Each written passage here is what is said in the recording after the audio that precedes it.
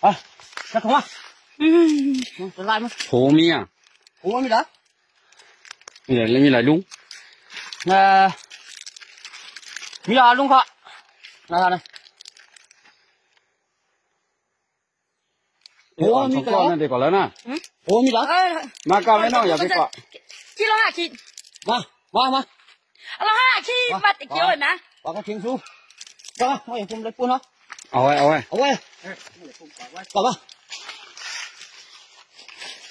ชูนอนกันเลยชูนอนกันเลย mi ว่ามีของอูมีมั้ยน่ะ hả อูมีมั้ย mi ว่าเสียงมือจะคือไปอี họ cùng tôngคือhọ cùng tông มันได้ มันดีเลียนะนะ คือนะ เอาไว้หลวนนะพวกมึงแหละ เฮ้ยลูกมือใส่ลูกมือก็ ôi trời ơi เข้ามา ôi ช่วยชูมือเลย เอา đi ra hay ra มาด้วย เฮ้ยเข้ามา ôi trời ช่วยชูมานะเฮ้ย ôi trời อย่าไปห้องเขาเด็กกว่าจู้เว้ยเขาเด็กกว่าจู้เว้ย มาเลย phải đến đây cái ông phải thì phải เอาไว้หลวนนั่นน่ะ phải đến đây cái ông phải thì phải เฮ้ยน้องอย่าไปกุ้งกันละชื่อกันเลยย่าชื่อกันเลยย่า làm gì cái này มันจะชูดองป้ายาเดี๋ยวผมกว่าน้อยน้องเนาะ phải đến đây cái ông phải ơi phải มาเขาเอาไว้มีสุนัขเขาเม็ดสังสุนัข phải đến đây cái ông ไป phải การยาเต็มไรนะก็ได้ยาได้ป่วยกว่า เฮ้ยขวัญมาเลย phải đến đây cái ông phải ơi phải đến đây cái ông phải đến đây cái ông phải เฮ้ยไอ้น้องอย่าพุ่งกว่ากำเขาเด็กกว่าจู้เว้ยกำเขาเด็กกว่าจู้เว้ย มีแทงอ่ะอย่าพุ่งใจกว่าลาดดิเขาเด็กกว่าจู้เว้ยมีเหรอสูมีแทงอ่ะฮะชื่อดีลาล่ะน่าเจหอมันอะไร ถามมันดิลูก มาให้มันลาดตีมันน่ะเฮ้ยอย่าไปพุ่งกว่า มาเนาะ กล้าไหม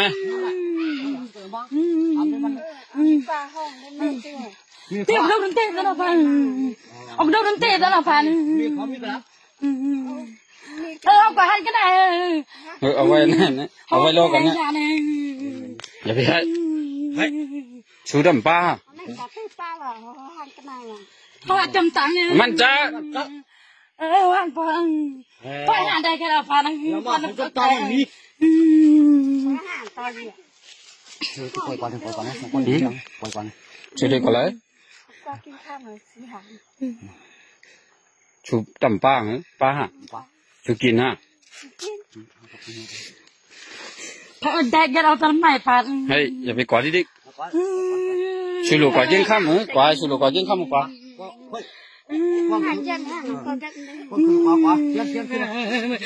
đi phạt được đâu mà đang xịt cục chuột đấy ให้กว่าcái thiên xuống chúng như thao à quả thiên hay quả tăng hả cái cái hai được gì hết á การกับเฮ็ดซึกมี6จุ่มที่1ได้เฮาว่าเสียด2มาบ้านไทย3มาเมืองลาเนาะ4มาใต้เหลียงเนาะ5มาปีตุจิต6มาซึกผีที่ยาบันเป็นเจ้าคือใต้กว่าเฮ็ดมีเถียงตั้งนำครับยังบ่จังได๋ใต้เนี่ยก็เฮ็ดซึกในนำน่ะก้อยกาเฮ็ดซึกอันใต้เฮ็ดอยู่ในเนี่ยเกียมไผเกียมมันเพียนไผเพียนมันการไผการมันยิงอ่านไผยิงอ่านมันปลายวนไผปลายวนมันสิแหละอำเข้าหากันอำลงเลี้ยงกันอำจ้อยแถมกันต่อให้มีนำดันคือก็กว่าเป็นเครื่องมือเบิ่นก้อยค่ะด้วยค่ะวันมื้อนี้สังเกตว่าเมืองใต้ประจานของเสียวขึ้นจึงได้ลุกขึ้นตึกในครับลูกของเสียวขึ้นจึงได้เนี่ยเตชุ่มนำเลยสิไหนแท้สังว่ามันลุกขึ้นตึกนะมันก็ได้รับว่า INCA เนี่ยมีพรดีจังนั้นจังไหนNCA นั่นมันเป็นตัวลิกตัวเตรียมไงนะมันเป็นตัวปัดตัวยอมันไงเตมันน่ะมันเป็นการลงลายมือกึดตึกปัดปืนจึงเมืองนะความหมายมันนะมันใจตอนตากลมโหปันมันมันใจตอนตาเฮ็ดจอมมันมันใจตอนตาเป็นเครื่องมือมันครับนะกำไรอันนำลง NCA มันจังหนังว่าปอว่าสุนั้นลูกเจ้ามันลง NCA มันกึดตึกอันตั้งบ่ในครั้ง30ปีป่นมามันกึ่งยอมกึดตึกต่อซึ่งมันวันเมื่อไหร่มันก็เป็นก้นห่มลมมันซึ่งมันเสื้อไอตือไอตันซ้ำว่าหือว่าเสียเดียดโฮมมาเนอ สิได้เป็นเครื่องมือมาเนอะสิได้จอยมาเนอะตัวรู้สิได้จอยมาสิได้กับผมมาผมลมมันดิมันดีแล้วสิได้กับเอามันมาเผาวันเผาเบี้ยงเขาดีแล้วนะว่าสิลงลายมืออันสีเนี่ยมีนะตอนมือไปลงลายมืออันสีนั่นได้นี่น้อยเขาตึกกันนะตั้งสองฝ่ายตึกกันซึกมันญาซึกใต้ก็ซึกมันก็มังซึกใต้ญาซึกมันซึกใต้มังซึกมันมันนั่นก็กับวันมันนั่นติดกว่าต้องไหลลงเลี้ยงกันอันนั้นชื่อว่าโคมกันชื่อว่าพร้อมกันชื่อว่าป้องกันก็กับมันมีข้อตกลงจอมกันเหมือนเจ้าหน้าซึกเก้าก้างตายนำเลยซึกใต้ก่อนนะซึกเก้าก้างนะซึกเก้าก้างตายนำเลยซึกใต้เพราะว่าขี่ลาดว่าหลุดเลยเฮ็ดจ้อมมันเนี่ยการไรเฮ็ดใจขนาดนะย้อนเบอร์เจ้าหน้าที่ต้องว่าเฮาคาใครพี่น้องคนเมืองใต้เฮากูคือกับเฮาว่าเนาะให้โปต่อให้ชูตั้งเฮาดันคือก็ย่อเฮายอมสังเขาหรอกนะชูอันปันแห้งขาวมันตึ้งมีอยู่ย้อนเบอร์สังขาวละลองเต้ค่ะนะในใต้เฮาขาในลุมผ้าในใต้มี3ปากล้านครับอันมาลาดมันเจ้าหนังขาวเขาในมันมีถึงปากก็นะอันก็เฮ็ดซึกในโหเฮียงโหหมื่นมันค่ะโหเชียนมันก็เนป้อครับพร้อมกันไรกูจุ้มๆนะจังว่าก้นเฮ็ดซึกนั่นก้นเฮ็ดการเมืองก็ก้นเหตุการเมืองเหมือนเจ้าหนังปาร์ตี้การเมืองเขาในเขาติดเลยมีลูกจุ้ม1ปาร์ตี้เนี่ยติดเลยมีอยู่1ถึง2แสนก็ต่อ1จุ้มไงตัวเตี้ยนเขาลูกจุ้มของเขาก็นั่นเป็นตับซึกนั่นเต็มกับโฮเฮียงโฮหมื่นมันค่ะผมว่าที่อันนี้เหตุการณ์ซึกภายหนึ่งเหตุการเมืองเหมือนเจ้าหนังเฮาคาใช่ไหมครับดาดลองการเมืองนะก้อยกะห่ำใจภายการเมืองใจภายการซึกก้อยกะเฮาเปลี่ยนกวนเรียบเพียนการเมืองเปลี่ยนกวนทัศสางการเมืองเปลี่ยนกวนไขหู้ลองการเมืองนั่นก้อยย้อนมาจังเลยเขาก่อมเฮ็ดให้เจอคือเขาซุ้มเฮ็ดให้เปิ้นซุ้มตัวเขาก่อมไล่ซุ้มสังย้อนมันค่ะนะย้อนมาจังเลยมันก็ได้ว่าลาดทั้งวันยายเปิ้นห้าเนี่ยข้ามอะไรก็เป็นคาลิเพอนะข้าเป็นลูกน้องเปิ้นก็เป็นคาลิเพอเปิ้นจ้างเขามีเงินเขามีอะไรเอาเฮียงเขาแลกเงินเอาหยานเขาแลกเงินไงเงินเขาไหลมานั่นแต่ถึงพวกปองปอมีพี่น้องซื้อคือเขาคนในเมืองเขาค่ะคนในคือเขาค่ะย้อนมาจังเลยเขามีสังกัดดีๆเปิ้นนะอันเขาขาใครลาดเนี่ยเขามีป้ายวนใจเขาดีลาดกว่าก็ยังว่าอันเบิ้ลให้การซึกเปิ้นก่อมจะมาถอมสังเขามีบุญพ่อเดี๋ยวได้จี้สั่งให้ตึกกันพวกเขาตึกกันมาเขาห้ามก่อมไรค่ะนะพวกเขาใครตึกกันในกะใจเขาตึกเขาตื่นตึกค่ะอันนั้นเปลี่ยนการของเขาก้อยการนั้นเปลี่ยนการของเขาค่ะนะอันมาหลาเขาเจ้านั่นก็มันเขาก็ฮู้ว่าจันเขาก็มันเป็นผีเขานะออกเขานะมันเป็นขี้ตีนเขาย่อมเบิ่งอันเขามาหลาเขาเจ้านั่นมันก็ย่ำฮัดในหน้าตากันค่ะนะมันก็โปรไฟล์มันก็โปรไฟล์ในมือถือเขาย่ำฮัดปืดกันค่ะนะว่าเขาต่างสังไว้ละลายโปรมีเขาเป็นพออยู่ดีเลยเขาย่ำฮัดต่างกูเป็นหูตีอยู่เขากูเป็นหูหน้าตาเขาเจ้าในเขามีสั่งตัดเลยกับวนจ้อมเขาครับย่อมเบิ่งเนี่ยโปรมาออกแตกกันบ่ได้จึงออกเขานั่นตันขี้ตีนเขาไว้นะเขาตื่นมักมันจังนั้นไงย่อมเบิ่งเนี่ยย้อนเบิ่งว่าเขาในการเขานั่นเขามีอยู่มีเหลียวก็เฮ็ดให้เขาในใจตกเฮ็ดให้เขาในไหลกูเฮ็ดให้เขาในเหนือเฮาได้มีตั้งอายเสด็จฮัดลัดก้อยกะปตอนตาเขานั่นมีพรที่สังตอนตาเขายาก็กระทบกระเทือนมัดที่เนียนสังตอนตาเขาอันมาหลาใช่นั้นนะย้อนเบิ่งหาใน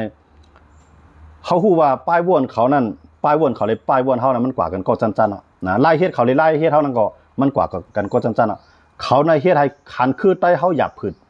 หันก้นเมืองใต้ตุกค่าหันก้นเมืองใต้เฮาเป็นเหยื่อขำพัดลาจอมค่ะขำพัดลาจอมขำพัดวนจ้อยขำพัดปันตั้งออกหรือเสียว่ามีศพไตซินไตเสือในแป้วลาบันก็นะมันแป้วลาบันก็ถามว่ามีพ่อดีสังตาเขาลาก็มีพ่อดีตาเขานะย่าก็ปัวเปิ้นปัวเขากะลาเปิ้นในเปิ้นแห้งใส่โต๊ะนั้นเป็นรองออกมานตอนตาเขาย่านะก้อยกะในนั่นป้าเขาค่ะนะตีใจตุกใจหงย้อนเปิ้นซี่เปิ้นนี่ย้อนเปิ้นลานใช่แล้วเฮาเตปอดีกว่านาการเฮานั้นทำเฮ็ดนะทำใจกวนจังนั้น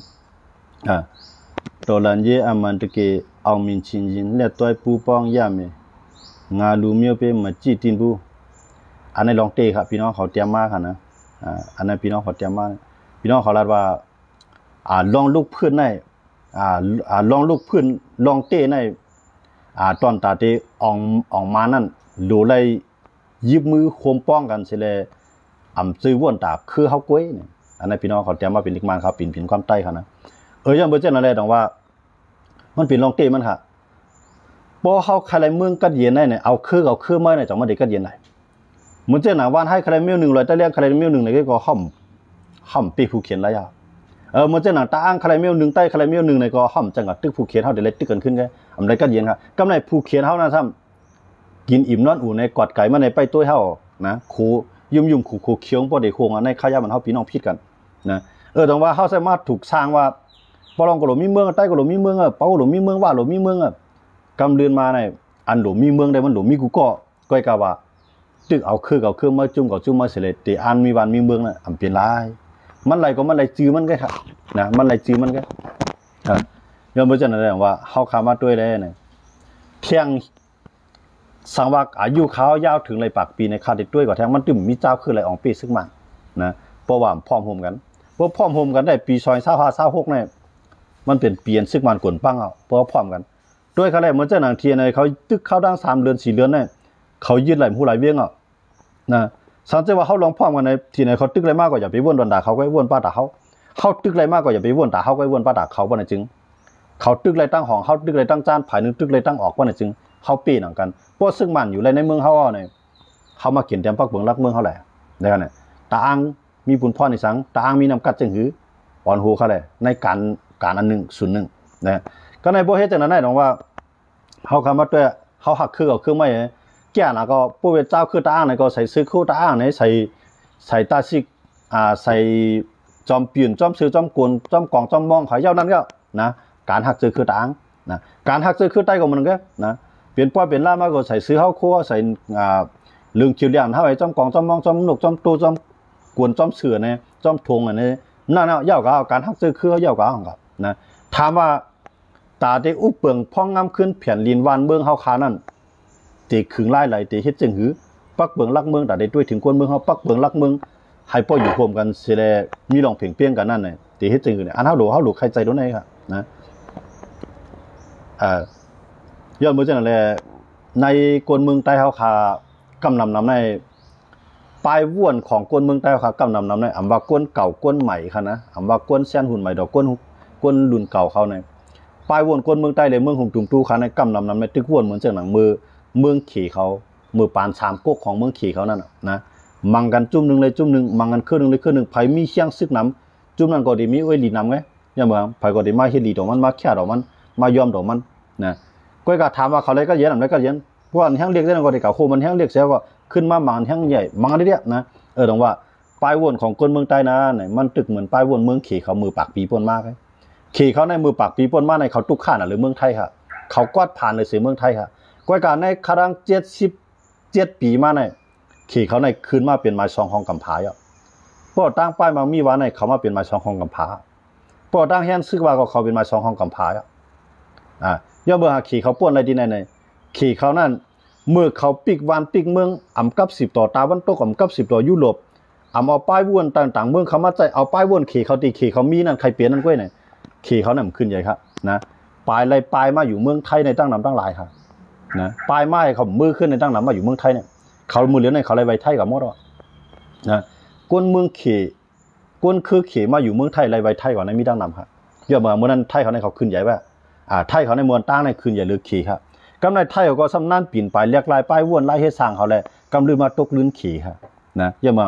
ไทยก็เกาหิมตีอยู่ก็ไม่หิมตีอยู่เมื่อเกาหิมอานาก็ไม่หิมอานาเมื่อนะกำนันย่าเป็นป่าตีในย่าเป็นป่าตีในกำนันซึกยีดำนาดนั่นเนี่ยเมืองไทยในมีปางตึกมาในข้าร่างปากปีปลายอ่ะ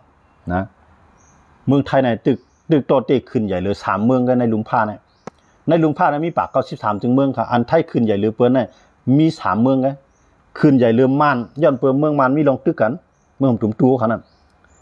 ขึ้นใหญ่เรือลาวย้อนเปิ้นลาวเนี่ยเป็นเจ้าอาณายิบเมืองขึ้นใหญ่เรือกัมพูชาย้อนเบอร์กัมพูชาก็ปานปู่ปานปอปานลูกยิบเมืองมาเรียกรายการอุปเปิงพ่องงำแต่ว่าเมืองไทยในขึ้นใหญ่หรือ3เมืองในก็หรือนั่นในไทยมันตามเพื่อนนะขึ้นใหญ่หรือ3เมืองในอาเซียนนะเพราะกับเตียกได้เหมือนเช่นนั้นเฮาว่าบังกลาเทศเขาในนั่นได้มันเป็นสายกะลาเขาว่าเนาะเขาเช่นนะบังกลาเทศเขาในย่อก็ตั้งศรีลังกาเขาในเช่นนั้นได้ย้อนเบอร์เขาเช่นนั้นก็เอาอาณายิบเมืองอะไรกำลืนมาเขาก็ตกแต้มครับนะย้อนเบอร์เช่นนั้นดังว่าเตี้ยๆในไทยในยามเป็นสื่อที่5เนี่ยว่าสื่อตัวที่5ว่าในลุมผ้าเนี่ยนะ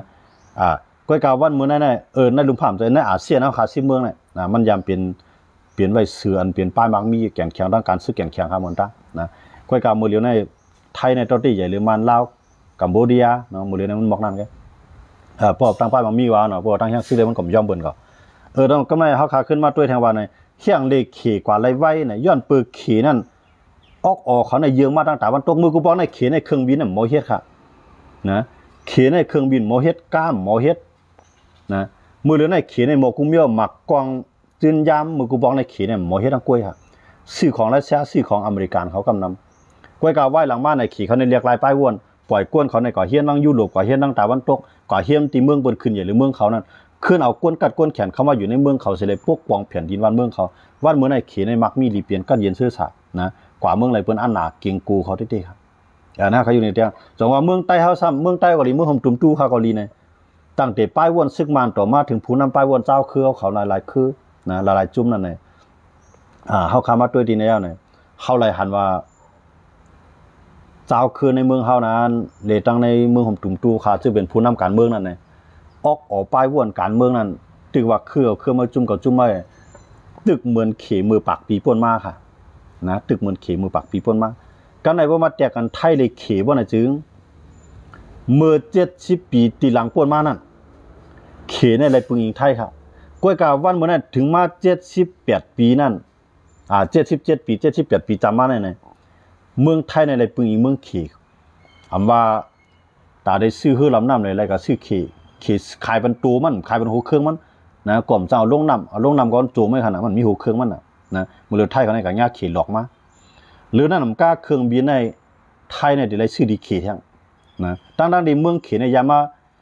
ปึงอิงน้ำหมีน้ำมันเกลือพองหวานนะเลยมาซื้อเมืองไทยเมืองเลี้ยงเมืองเขค่ะปูมาตัวในปืนมือปากปีป่นมานั่นนะมือ70-80ปีป่นมาก็เขาว่าเนาะพวกเขเขาว่าได้ย้อนไปจากนั้นก็ไม่ในเมืองเขาขานั่นในป้ายวนการเมืองกวนเมืองเขาขาเรียกลายก็คือเนี่ยเขาขามาตัวในตั้งหันถึงในคอมเมนต์พี่น้องเขาหลายคนเตรียมต่างมาเช่นก็มันตึกมือนั้นแกนะตอนไรว่าเขาเด็กกับพิจารยันเบอร์ป้ายวนเขามือปากปีป่นมานั้นมันจังคือพิจารนะเมื่อเจ้ามาข่าวว่านั่นอันมาหลาค่าเช่นอันนี่ก็อย่าพวกมาเตียกันตั้งป้ายวนในใครอยู่เมียว่าขำคือเท่ายันเบอร์สังเกตวันนั้นแล้วเนี่ยอันเขาเปลี่ยนอยู่เรียนเขาเปลี่ยนอยู่นั่นมันกว่ากันฟ้าลีนะมันก็เนี่ยอยู่ในเมืองมันยามออกวันออกเวียงนะบ่สุแก้มกับเมืองเปิ้นเนาะบ่สุแก้วอยู่เมืองเฮาเนี่ยเขาอยู่แล้วก็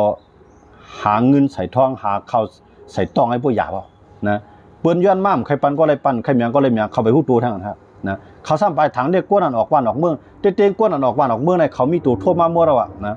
เขาเยื่อนอยู่เยื่อนกันมาต่อสู้มาเนี่ย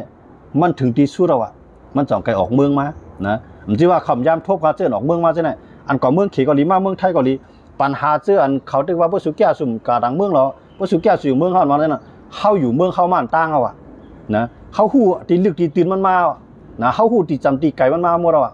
นะย้อนเบิ่งจังนั้นได้ตรงเลยว่าเฮาฮัดเอาลองเตมาลาดเฮาฮัดเอาลองเตมาลาดกำในอันเฮาลองเตมาลาดนั่นน่ะกวนอันย่อมพับลองเตไรนั่นน่ะมังก็เลยกินจ้อมเปื้อนมังก็ย่อมเป็นซอกตีนเปื้อนมังก็ย่อมเป็นเครื่องมือเปื้อนย้อนเบิ่งจังนั้นเลยเขาก็ย่อมพับลองเตมันไหลพวกเขาย่อมพับลองเตมันไหลเนี่ยบ่มาแตกกันดังเพราะว่าใจจอมจัดปานใจจอมในจัดปานเขานั่นข้ายุ่มย้ำว่าเขาหนาหรือเขาได้เตี้ยนะเขาในใครกว่าข้าวย่ำไหลกว่าใครกินข้าวย่ำไหลกินใครนุ่งข้าวย่ำไหลในนุ่งใครนุ่งจึงก็ซื้อไหลนะใครนอนข้าวย่ำไหลนอนใครลุกข้าวย่ำไหลลุกมีไผมาเหลือดร้อนไม่ใจดอนแต่เขาก็เลยเหลือดร้อนไม่ใจสั่งนะพวกมาด้วยพ่อจัดปานใครพ่อจัดปานเท่านั้นเนี่ยเขาหลีดูเขาแทงวันนะอันมาหลาเขาเช่นนั้นย้อนเบอร์เช่นนั้นเลยเขาได้กับพี่ใจย้อนเบอร์เขาเช่นเลยเชียงใจตกกว่าเช่นนั้นเขาเฮ็ดครับนะมันจะเขาคาในวุ้นเหลียดไม่มาเขาการอยู่ในหัวหม้อนะหนอนได้ขึ้นเขาใหม่หนาในเขาปืดกัดเย็นเนี่ยได้กันเนี่ยใครกินนั้นในตาเนี่ยไปว่านั่นเรียกตามันลายมิ้วมันนั่นลายแท้งนะเขาได้เปิ้นเลี้ยงเจ้าอะไรกินเจ้านั้นแก้วนะเปิ้นเอาหวานเข้ามาวุ้นหวานเข้าอ่อยมานะมังก็วุ้นหวานเข้าอ่อยในห้องยานะเลี้ยงกันในห้องยาเนาะแต่ว่าในมังก็มันหลาเขาเองเก่านะเขาหลาได้มันภาษานะย้อนเบอร์เจ้านั้นได้ตรงว่าเขาเจ้านั้นตาจัดปานเขาลีหรือเขานั้นมันเปลี่ยนลายนะมังก็ในเขาเปิ้นเฮาว่าอิจฉาลิษยาเนี่ยมันจังว่าควายเบิ่นเนี่ยฮู้ติเลยเฮ็ดจังคือก็หาลอกไล่ตัดได้หลามันก็นะมังก็แก่นมีเงินมีคำเป็นกองมันเอาที่ไหนมาเนี่ยเฮาเนี่ยมีเงินมีคำเนี่ยเฮาหลีใจในตัวเฮาอำลักพายอำจวนเพิ่มเรียนเพิ่มหิมพายเอานำใจเอาตั้งฮู้ตั้งหัดหารตั้งเฮ็ดตั้งสร้างหน้าการสิเฮ็ดมาหามาอันนี้เฮาหลีใจเขาจะได้ว่าเฮาได้มีรถมีกามีเครื่องมีนะเขาเก็บขอนเบิ่นบ่ค้างเฮียกวนมีบ่เย็นเหม็นกวนผ่านนะถึงคือป่าไม้เอาตัดเอาขาย กำไรคู่ของเขาไตเรียนปันเปื้อนเอาการหลายๆตัวเดเลยไปย่ำปันเปื้อนในกินข้าวกับตาหลายตานั่นอย่างว่าเข้าในแก่นะอยู่เมืองใต้เข้าในแก่อยู่เมืองใต้เนี่ยในไอตัวในมันเป็นจื่อมันได้ว่ามันเตรียมลิกว่านั่นนะขี้ขาไทยขี้ขาคุณสะเมื่อมีเมืองอยู่เมืองไทยอยู่ก็มีเมืองจะเมืองเขาก็เป็นเมืองใต้แกนะเมืองเขาก็เป็นเมืองใต้แกก้อยกะเมื่อนั้นเมื่อมีเมืองอยู่อันว่านั่นแหละลิกตาเมื่อเตี้ยไม่ก็เมื่อไปมีความลาดเมื่อกว่าลาดในใต้ใบปองก็มีทางตั้งน้ำความใต้ในกว่าลาดที่ไรกวนตั้งน้ำส่วนใหญ่ในหูจักนะก้อยกะความเมื่อลาดตอนตาเมื่อก้อยอันนี้ก็แตกกันตั้งเมื่อเลยเขาในกว่ากันก็จันอยู่นะเขาอยู่เมืองไทยนะย้อนเบิกเขามีตั้งเลือกเขาเลือกไรนะเขาใครเมื่ออยู่เมืองใต้ก็อยู่ไรเขาใครเมื่ออยู่เมืองมันยันกรุงนิปิโตนเขาก็อยู่ไรเขาก้อยกะเขาเลือกอยู่เมืองไทยย้อนเมื่อสังมีเผยขี้นิกเตียงเขามีเผยมาดูลายเขานะมีเผยมาให้สั่งเขาพอถึงกินถึงข้าวเขาก็สร้างขวานในมอกระดานก็นะย้อนเมื่อจะอะไรใครกินข้าวย่ำอะไรกินใครกว่าข้าวย่ำอะไรกว่าเมืองไทยของ77ตัวเนี่ยพวกเขามีตั้งกว่าพวกเขาใครกว่าอะไรกูจีตัวนะย่อก็กูจีเวียงกว่าอะไรพวกมาเตะกันจันเมื่อไรจันเขานั่นกว่ากันผ้าทั้งดินกว่ากันนั่งตีนในผามือยาว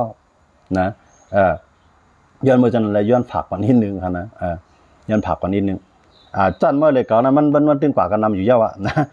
จื้อเมื่อก็เมื่อต่างจื้อเพี้ยนเมื่อก็อยู่เดียวได้เอวะยังจ้วงกูจ้วงกายสังคมเมื่อในป้าตั้งดิเขียวก็โมอ่านกันนะในก็ย้อนผักกันนิดนึงครับนะเพราะว่าจันเมื่อเลยเก่านั้นที่ก็มันตึงกว่ากันนำอยู่ว่านะเพราะว่าตั้งหันเขาก็หันนำหรือเมื่อตั้งคู่ก็ตึงหยุ่มยาบาเขาตึงคู่หรือเมื่อนะเขาตึงหยุ่มยาบาเขาพูดหรือเมื่ออย่างเมื่อเช่นอะไรเมื่อหมอกจริงมันหมอกพวกบนไรดีก็บอกเกี่ยวแค่พวกบนขึ้นใหญ่เลยก็อ้ามควายหมอกนั่นไงพวกตกแต้มก็เป๊กกินนั่นก็เขาตัวเมื่อได้นะมันมีน้ำใสกวนอันว่าในพอเมื่อมีเมื่อนวลเลยกันเลยมันเกิดมาเป็นเมื่อไงก้อยก็น้ำใส่ก้วนว่าในก็ยุ่มยามาเมื่อมีนะอันในผักมันเมื่ออันจื้อเมื่อต่างว่าจื้อเพี้ยนเมื่อต่างว่า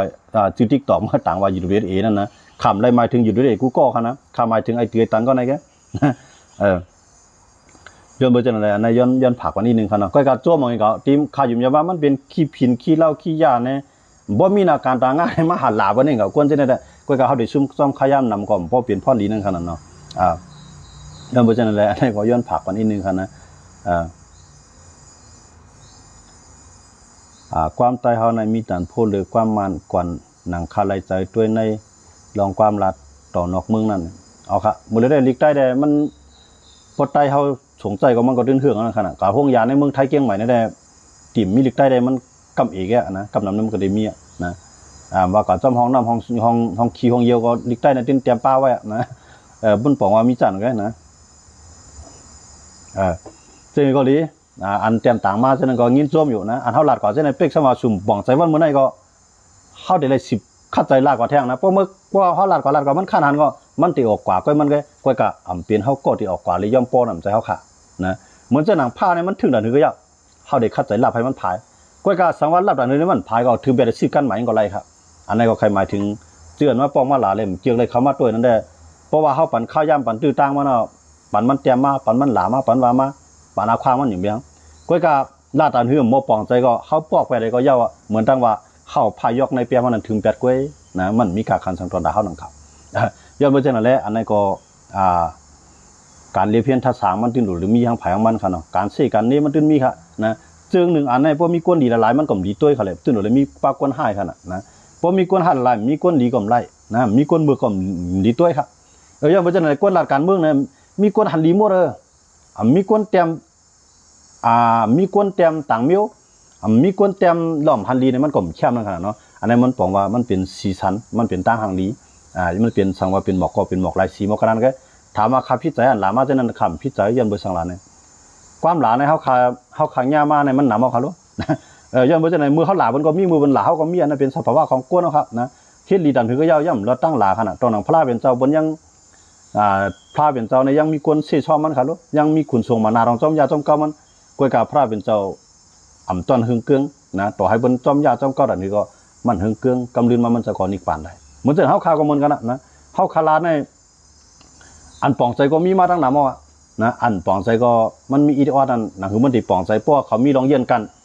ยอมภาพเลยลองเป็นเต้นะจุ่มยอมว่าวันหนึ่งเขาได้ยอมภาพอะไรเสร็จเลยที่ฮับผู้ลองเป็นเต้มันอยู่ เฮาขาก็ที่เป็นก้นก็จีนี่เส้นตั้งเขาหมดกันนั่นก็อันก้นเขาก็ในลาดกว่าเลยเปิ้นฮันลีทั้งเมืองมันเป็นไรเขาล่ะเปิ้นฮันลีครับเปิ้นฮันลีเขาทั้งเมืองเนี่ยข้าเป็นประธานาธิบดีเมืองใต้เขาหลอมใจคั่นน่ะยันบ่มันเป็นไรน่ะก้อยกามเป็นไอ้สิตาเฮาได้กึดอย่างลือวาสนาเฮาได้กึดอย่างลือแบบนาการเฮาฮักว่าจึงมันเป็นไรอย่าบ่จังได๋โจกายังถึงมีผู้บันแห่งนั้นตึกได้10คัดใจกว่าตีไปในเส้นทางการทัศน์การเมืองและการเรียบเพี้ยนด้วยเงาลายนอกเมืองในเมืองเขาขายอยู่เนี่ยยินโจมขอบใจอย่าน้ำพี่น้องเขากูก็ตั้งอันหลามาเลยตั้งอันปันแห้งใจอันปันแห้งใจนั้นตึงมีกาขันมาอีกย้อนเปื่อว่าก้นปันแห้งใจมันนำเลยเสียก้นหลาอันหลาเขาจะนั้นอันเป็นพ่อนลีฮะเนี่ยก็เป็นพ่อนลีตอนตาเขาก้อยกำเป็นพ่อนลีตอนตาเขาก้อยกะเขาก็เตรียมย้อมกันย้อมซุ้มย้อนเบิดตามตั้งหลาเขากวนเขาขาในเขาหล่อเสียงสุนใหญ่ว่าเพราะว่าก้นกูก็อันมาปันแห้งอันมาเขาตัวในติ๊กตอกในเป็นก้นหลากูก็เนี่ยข้าวกับรัดมาอะไรต่อเทือนมันได้ครับย้อนเบิดจังเลยก้นมาหลามมีมป้นหาก็ก้นปันแห้งนาโผปากเนี่ยเขาเดียวอันเลยเขาตื้นหล่อเอาก้นปันแห้งเขาวานั้นก้อยย้อนเบิดจังเลยอันชื่อเจ้าปันแห้งนั้นเป็นแห้งใส่ตอนตาขาวเต้ยินจมขอบใจอย่าน้ำพี่น้องเขาอันปันมาของตอนของฝักมาโคเจอปันมาตั้งหันถึงลายชื่อลายรองสิ่งใดก็ยินจมขอบใจอย่านำกูก็กูเจ้าค่ะที่เขามาปัญหากันในวันมื้อนี้ไม่สูงกูก็ค่ะไม่สูงค่ะ